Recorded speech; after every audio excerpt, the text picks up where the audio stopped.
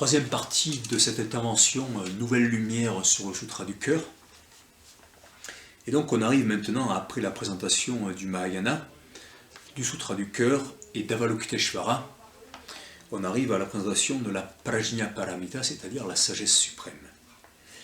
Alors, il faut savoir que l'idée d'une sagesse féminine, parèdre, épouse d'un Dieu suprême ou d'un Bouddha suprême par la suite, qui est devenu l'épouse d'un Bouddha suprême par la suite, c'est quelque chose qui parcourait tout l'Orient à l'époque de la naissance du Mahayana, du grand véhicule bouddhiste au 1er siècle de notre ère, et depuis plusieurs siècles.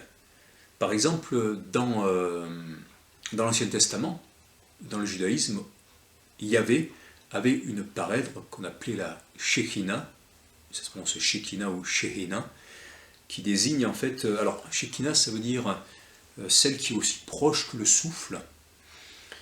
C'est une divinité féminine inspirée des divinités qui ont aussi inspiré Yahvé, quand le peuple hébreu est arrivé dans certains territoires.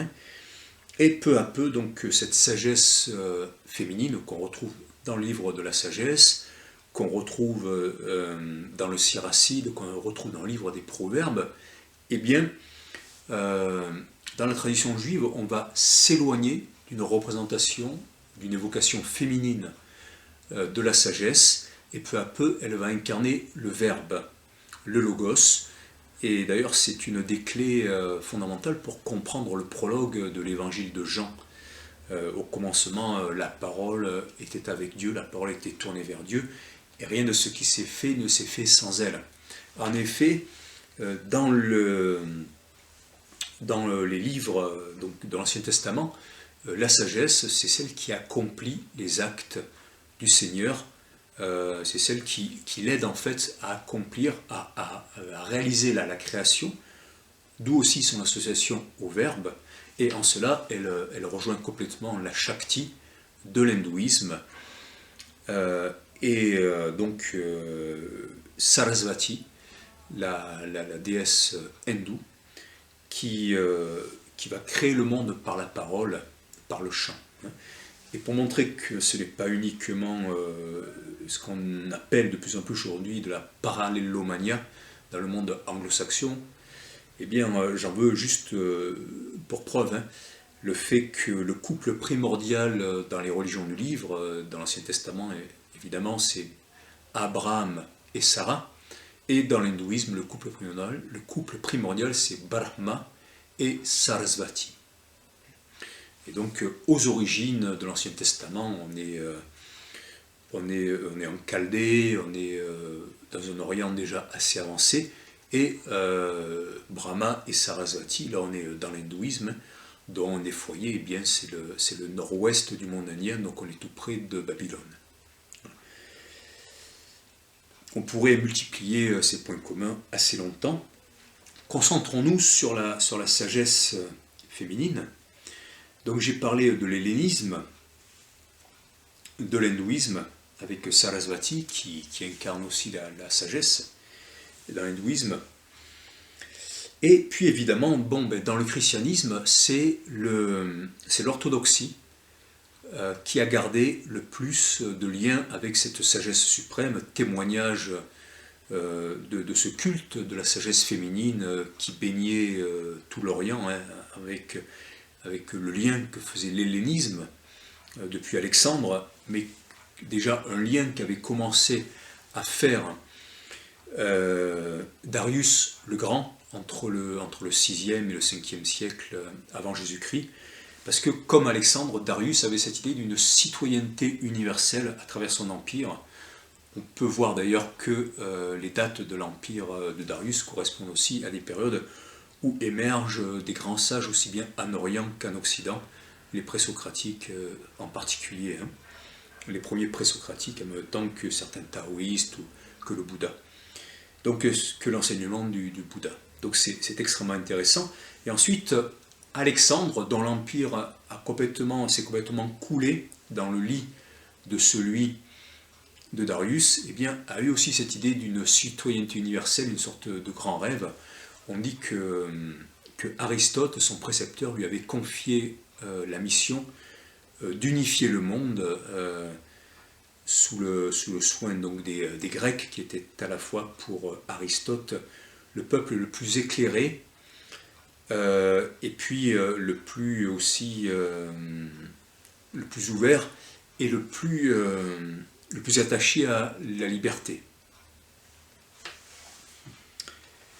Je continue donc sur la sagesse de l'orthodoxie. En effet, on parle d'une sophiologie dans l'orthodoxie. Pour ceux qui assistent à des offices orthodoxes grecs, on peut se rendre compte que le pope chante des hymnes à la Sophia, avec un portrait de la sagesse féminine. Et puis, dans la sophiologie russe, c'est également particulièrement développé. Je vais vous lire un passage donc de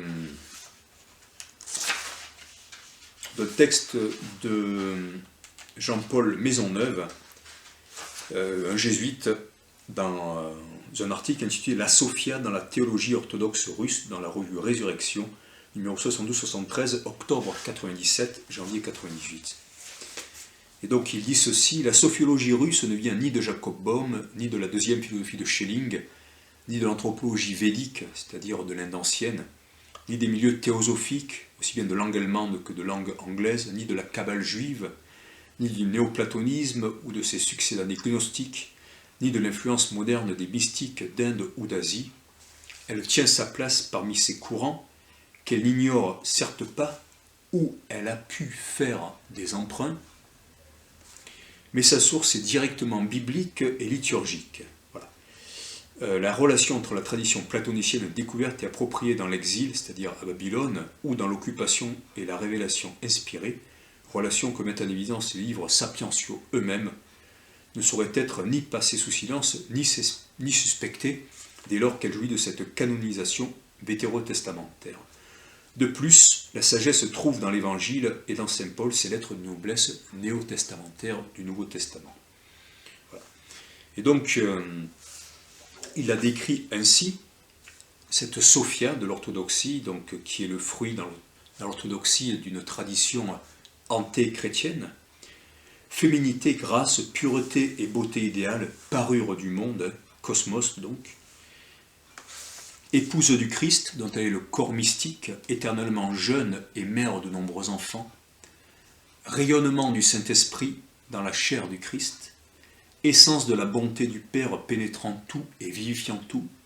Beauté du monde plein de Dieu et de toutes les énergies divines du monde visible et des mondes invisibles. Voilà. Alors, on va voir maintenant à travers la sagesse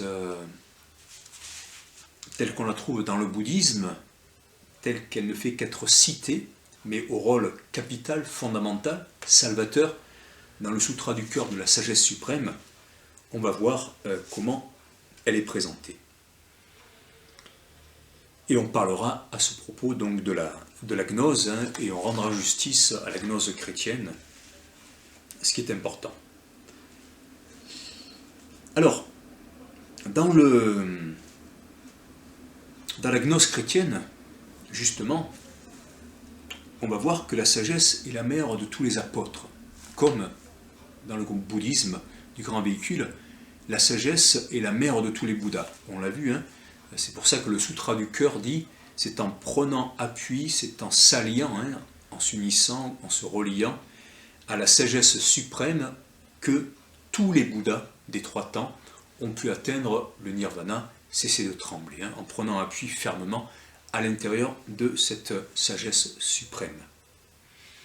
Et ça, c'est extrêmement important parce que parfois on a traduit Prajna Paramita par connaissance dans certaines traductions du Sutra du cœur, mais en fait c'était une erreur parce qu'il faut traduire ça par la sagesse féminine, parce que le traduire ainsi, ça montre, hein, et ça montre d'abord comment ceux qui ont rédigé et enseigné les premiers, le Sutra du cœur, considèrent la sagesse, et c'est comme ça qu'on la présente, la sagesse suprême, dans le bouddhisme, et on le voit bien en particulier dans le bouddhisme tibétain à travers la déesse Tara, qui peu à peu incarnera cette sagesse suprême. Alors, je termine avant de voir vraiment ce lien qu'il y a entre le grand véhicule bouddhique et la gnose chrétienne, qui sont apparus exactement en même temps, aux deux extrémités de la route de la soie.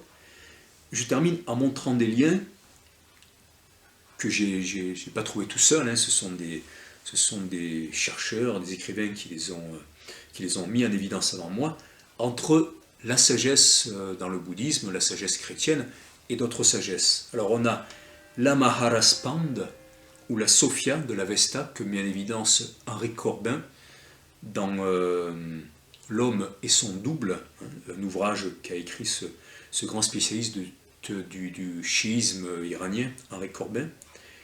Et puis la Daena iranienne, qui est une très belle femme incarnant la sagesse et dont le nom ressemble énormément à Dhyana, Dhyana qui veut dire la méditation, la sagesse aussi, c'est-à-dire la sagesse, alors c'est pas étymologiquement ça, mais Dhyana, oui, c'est la méditation, la lumière, c'est de là qu'est venu le mot zen, comme Jnana Yoga. Eh bien, la Daena a donné la Dakini tibétaine, ça, un chercheur australien l'a bien mis en évidence. Il suffit de taper les mots-clés sur le net. Là, je ne veux pas trop alourdir par des références, mais on peut facilement retrouver cela. Et donc, Edward Conze, dans 30 Years of Buddhist Studies, 30 années d'études bouddhistes, a fortement insisté, plusieurs fois insisté, qu'il y a là, dans ce rapport entre la Sophia orthodoxe et la Prajna, et la Sophia gnostique, évidemment, la Sophia du gnosticisme, un problème que les historiens du bouddhisme ne peuvent ignorer. Il a beaucoup insisté sur ça, et donc on va voir ce lien qu'il y a entre le Sutra du cœur et les textes gnostiques comme la sagesse de Jésus-Christ, le livre de Nioste, le bienheureux, ou l'évangile selon Philippe, cette relation amoureuse qu'il y a entre le Sauveur, la sagesse et cette union au cœur, dans le secret de la vacuité de la claire lumière, ou dans la chambre nuptiale des gnostiques.